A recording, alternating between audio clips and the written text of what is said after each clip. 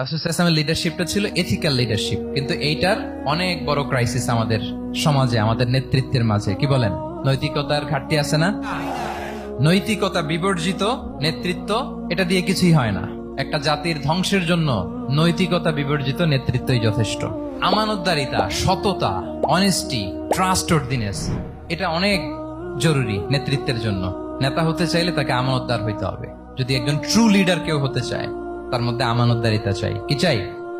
আমানতদার, তাহলে ইন্টিগ্রিটি। মজার ব্যাপার হচ্ছে, মক্কার কুরাইশরা, মক্কার লোকেরা রাসূল সাল্লাল্লাহু আলাইহি ওয়াসাল্লামের কাছে এসে আমানতের সম্পদ গচ্ছিত রাখতো। আবু জাহেলের কাছে রাখতো না, উতবা, শাইবা, ওয়ালিদ ইবনে মুগিরা, কারো কাছে রাখতো না। খেয়াল করে দেখেন, দল করে আবু জাহেলের, দল করে কার? কিন্তু আমানত রাখে কার বাসায়? কি অবাক করা কাণ্ড না? কর্মী হচ্ছে আবু জাহেলের, কিন্তু আমানতের সম্পদ রাখে কার কাছে?